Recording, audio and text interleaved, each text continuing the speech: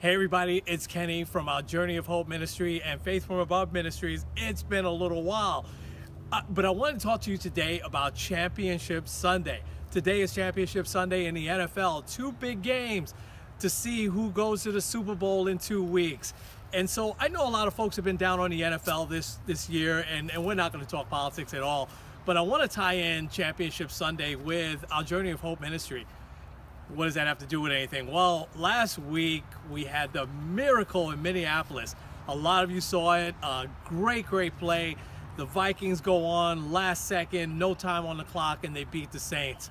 I can remember as a kid several years ago back in the 70s, Dallas Cowboy fans, I'm not, but Dallas Cowboy fans will remember the different miracle in Minneapolis. I think it was Roger Staubach to Drew Pearson at the last few seconds. But there are some people that sometimes get offended with how easily the word miracle is kind of thrown around. I'm not one of those. I think, sports, we put it into context. Well, it was a miraculous play.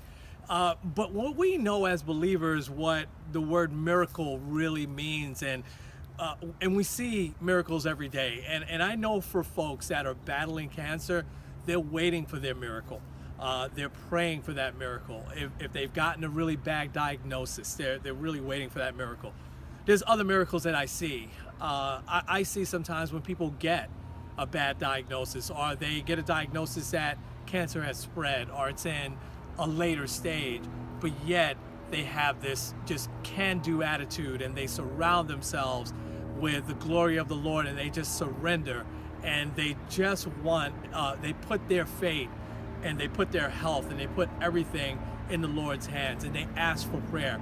To me, that's a miracle, because we can sometimes get that diagnosis and it can be so devastating, and we'll feel like we're really down. But the miracle comes when we surround ourselves with people that will help give you hope, and people that will talk about scripture, and people that will keep you positive and uplifted.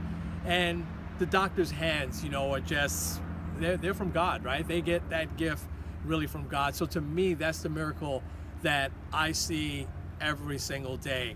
So I can remember being in the hospital around the time of, it wasn't Championship Sunday, but it was one of those weekends where there were 2 playoff games on Saturday, 2 playoff games on Sunday. And I was just starting to come out from my first surgery. I was just starting to kind of get back a little bit on my feet. But it was very hard to walk, and that was a big part, as air and everything had to go through my lungs. It was a big part of my recovery. So I remember I had a nurse that was a football fan as well, and I remember he came in and he said, "So I bet you're going to be watching the football games this weekend." I was like, "Yes, if I don't fall asleep," because I was still very tired.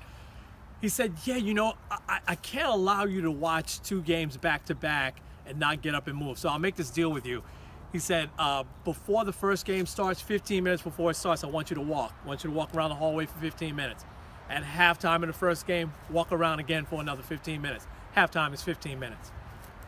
After the first game ends, before the second game starts, walk for 15 minutes, and then halftime in the second game, walk for 15 more minutes. And when the last game is over, walk 15 more minutes. He said, "You do that both days. I'm not going to come in overnight. I'm going to make sure I let you sleep." And that was kind of the deal he made with me. So I was very faithful. It was very hard to do it, but I was very faithful that weekend. I walked for 15 minutes at halftime, after both games. So I want to put a little challenge out to you today.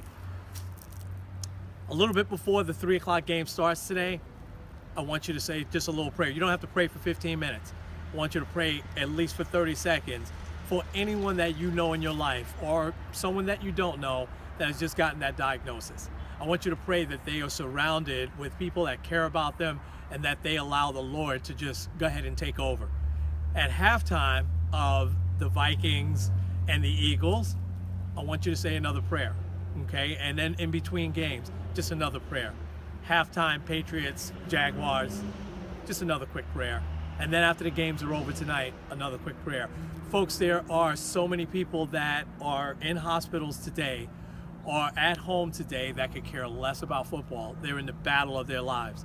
And so on this Championship Sunday doesn't mean that you shouldn't sit back, enjoy with family, friends, have a good time, root for, if you're a fan of any of those teams, root for them, or if you're like me, are just gonna root for a good game.